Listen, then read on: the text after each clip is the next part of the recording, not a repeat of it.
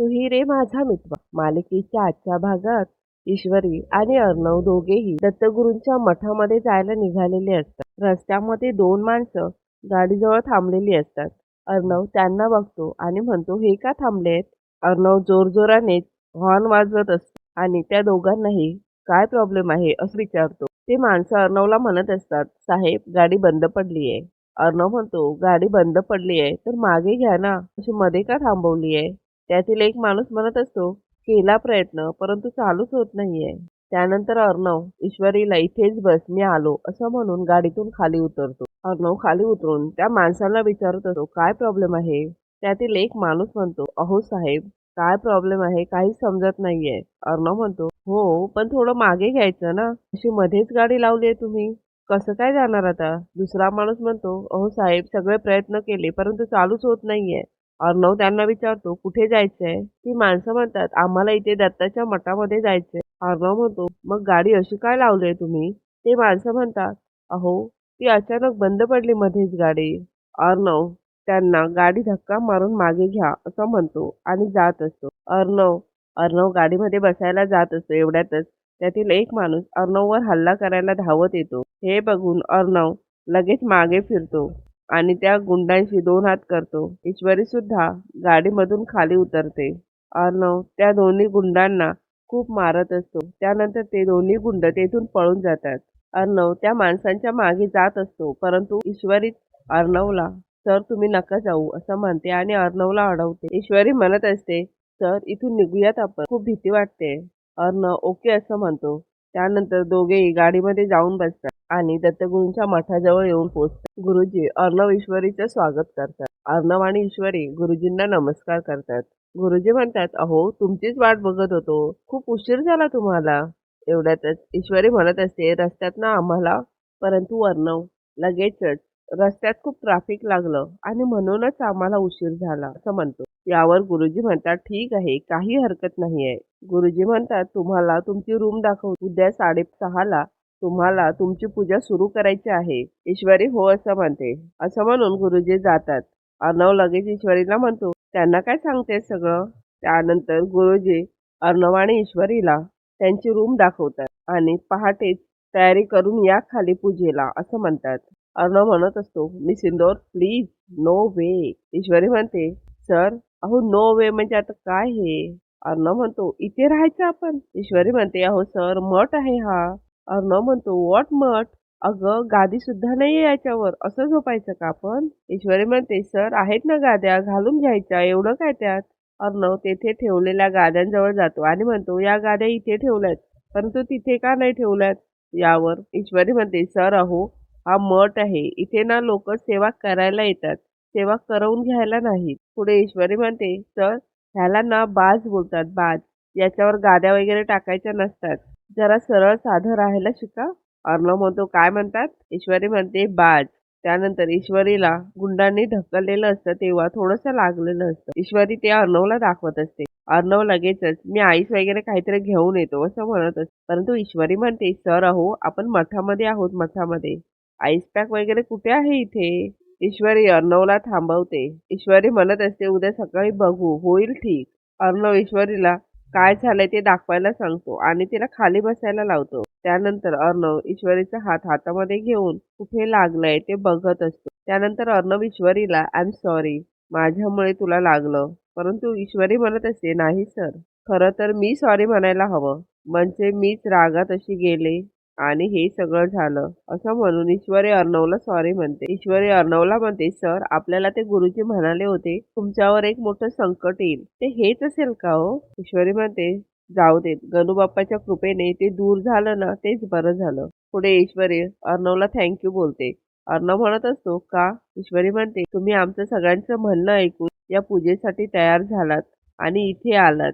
आता बघा ही कॉम्पिटिशन ना आपणच जिंकणार आहोत.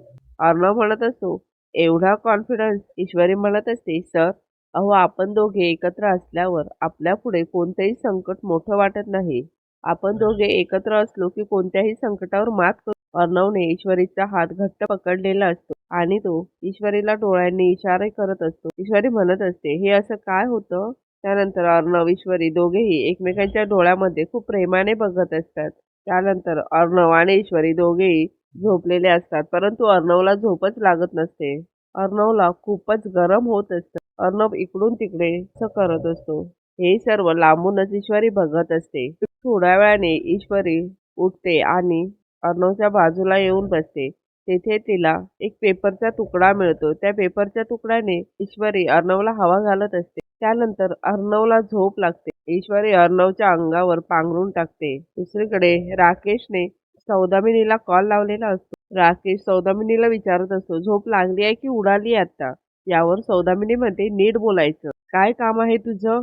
राकेश म्हणत असतो, उद्या फायनल इव्हेंट आहे आणि हा इव्हेंट अर्णव ईश्वरीच्या आयुष्यातला सुद्धा शेवटचा इव्हेंट असेल आणि त्यासाठी माझा प्लॅन रेडी आहे. तुम्हाला फक्त एकच गोष्ट करायची आहे. सौदामिनी म्हणते, काय करायचं आहे? राकेश म्हणतो, उद्या सकाळी पोलीस मला इथून जेपी हॉस्पिटलला घेऊन जाणार आहेत. सौदामिनी म्हणते, ओ, उद्या नेणार आहेत ना? मग आज कसं कळलं तुला? राकेश म्हणतो, तोच तर प्लॅन आहे माझा. आता ऐका, उद्या पोलीस हॉस्पिटलला नेत असतानाच मी ऑन द वे पळणार आहे. रस्त्यामध्येच तुम्ही तुमची गाडी घेऊन तयार राहा आणि मग आपण दोघं जाऊ इव्हेंटला आणि मग होईल अर्णव ईश्वरीचा अंत. सौदामिनी म्हणते, प्लॅन उत्तम आहे, परंतु प्लॅन एक्झिक्यूट झाला ना की मग आपण भेटूयात, ओके? त्यानंतर सौदामिनी फोन ठेवते. सौदामिनी म्हणत असते, एवढा कॉन्फिडन्स? दुसरीकडे राकेश म्हणतो, अर्णव, आजची रात्र तुमच्या दोघांच्या आयुष्यातली शेवटची रात्र असणार आहे. दुसरीकडे अर्णव आणि ईश्वरी दोघेही पूजेसाठी तयार झालेले असतात. तयार होऊन ते खाली येतात. दोघेही गुरुजींना नमस्कार करतात. गुरुजी म्हणत असतात, आता आपण पूजेला सुरुवात करूयात. त्यानंतर गुरुजी पूजेला सुरुवात करतात. गुरुजी अर्णवच्या हातामध्ये पूजेची थाळी देतात. त्यानंतर ते दोघेही पूजेला बसतात. गुरुजी मंत्र म्हणत असतात आणि ईश्वरी अर्णव दोघेही पूजा करत असतात. थोड्या वेळाने पूजा संपते. गुरुजी म्हणतात, आता यथासांग पूजा संपलेली आहे. तुम्ही दोघं ज्या स्पर्धेला चाललेले आहात तेथे तुम्हाला भरपूर यश मिळो अशा माझ्या शुभेच्छा आहेत तुम्हाला. प्रत्यक्ष परमेश्वराचे शुभ आशीर्वाद तुमच्या पाठीशी आहेत. त्यानंतर अर्णव आणि ईश्वरी दत्तगुरूंच्या फोटोला नमस्कार करतात. पूजा संपवून ईश्वरी आणि अर्णव घरी येतात. दुसऱ्या दिवशी अर्णव आणि ईश्वरी दोघेही स्पर्धेला जायची तयारी करत असतात. अर्णव म्हणत असतो, निसिंदोर, एवढं सगळं सामान घेतलंयस तू? राहायला चाललोय का आपण? पुन्हा येणार आहोत. ईश्वरी म्हणते, माझं काही नाहीये, तुमचंच काहीतरी असेल. अर्णव म्हणतो, माझं? त्यानंतर अर्णव त्यातील एक एक सामान काढून बघत असतो. त्याला त्या सामानामध्ये पाण्याची बॉटल दिसते. अर्णव म्हणतो, पाण्याची बॉटल कशाला घेतलीस? घेतली असती ना आपण रस्त्यामध्ये. ईश्वरी म्हणते, सर अहो, त्या प्लॅस्टिकच्या असतात आणि ही बॉटल आपण फक्त स्पर्धेसाठी नाही तर कायमची वापरायची. अर्णव म्हणतो, असं काय स्पेशल आहे या बॉटलमध्ये? ईश्वरी म्हणते, सर अहो, तांब्याच्या भांड्यामध्ये साठवलेलं पाणी हे पचनासाठी चांगलं असतं. ही तर आपली परंपराच आहे ना. आणि हे पाणी रोगप्रतिकारक शक्ती वाढवतं. यामध्ये नैसर्गिक जंतुनाशक गुणधर्म असतात आणि प्लॅस्टिकपेक्षा हे कितीतरी पटीने आरोग्यदायी आहे. पुढे अर्णव ईश्वरीला म्हणतो, बरं सगळं झालंय आता आवरून, अजून काही घ्यायचं नाहीये ना? ईश्वरी नाही असं म्हणते. त्यानंतर ते दोघे स्पर्धेला जायला निघतात. मामा इकडे सर्वांना आवाज देत असतो. मामा म्हणत असतो, अरे अर्णव, ईश्वरी, आकाश, नम्रता, चला लवकर, उशीर होईल. आजी म्हणते, चिंटू, ईश्वरी, आतापर्यंतच्या दोन्ही फेऱ्यांमध्ये खूप संकट आली, पण मला खात्री आहे यावेळी कुठलंही संकट न येता तुम्ही यशस्वी व्हाल. असं म्हणून आजी दोघांनाही दही साखर देते. मामा म्हणत असतो, यशस्वी तर होणारच आहेत. काय आहे, 2 राऊंड जिंकलेले आहेत, त्यामुळे कॉन्फिडन्स वाढलाय. शिवाय बाप्पा पाठीशी आहेत. ईश्वरी म्हणते, यावेळी सुद्धा आम्ही जिंकण्याचा नक्की प्रयत्न करू. आजी म्हणते, माझ्या सात्विकाच्या नावाने सुरू केली कंपनी तुम्ही नक्की सोडवाल. फक्त तुमच्या यशाला कुणाची दृष्ट लागायला नको. आकाश आणि नम्रता सुद्धा तेथे आलेले असतात. नम्रता हे सगळं लांबूनच बघत असते. मामाचं लक्ष आकाश नम्रताजवळ जातो. मामा म्हणत असतो, नम्रता, अगं या ना लवकर, उशीर होतोय.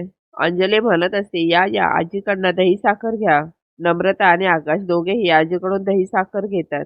त्यानंतर ते चौघेही स्पर्धेला जायला निघतात. राकेशने बॉम्ब एका माठामध्ये ठेवलेला असतो. त्या बॉम्बजवळ बघून तो हसत असतो आणि म्हणत असतो, आज शेवटची रात्र आणि तू कायमचा बाद होणार आहेस चिमुकल्या. असं म्हणून राकेश जोरजोराने हसत असतो. राकेश म्हणत असतो, तुला अशी बॉलिंग टाकणार आहे ना मी, एकही बॉल खेळता येणार नाहीये चिमुकल्या.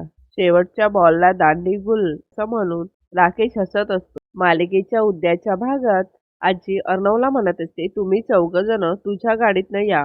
अर्णव ऑल राईट असं म्हणतो, परंतु नम्रता म्हणते, नाही नाही, नको आकाश. आमची एंट्री वेगळ्या कंपनीतून आहे, त्यामुळे आपण वेगळी गाडी घेऊन जाऊ. दुसरीकडे राकेशच्या तोंडातून फेस येत असतो. इन्स्पेक्टर म्हणत असतात, अरे ह्याच्या तोंडातून फेस येतोय. सगळेजण मिळून हॉस्पिटलला नेत असतात. ईश्वरी इकडे अर्णवला म्हणते, ही कॉम्पिटिशन काहीही झालं तरी सुद्धा आपणच जिंकू. राकेशला पोलीस हॉस्पिटलला घेऊन चाललेले असतात. राकेश इन्स्पेक्टरच्या कमरेची गन काढतो आणि त्या इन्स्पेक्टरवर रोखून धरतो आणि गाडी थांबवायला सांगत असतो.